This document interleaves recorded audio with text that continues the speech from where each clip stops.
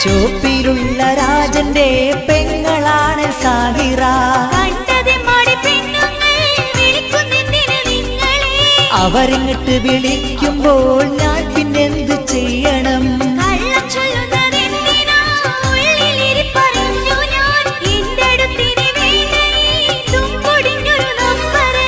എന്റെ പൊന്നു സാഹിറ വെറുതെ പറയുന്നെന്തിനാ? പടച്ചവനാണിത് സത്യമാ, നിനക്ക് സംശയരോഗമാ?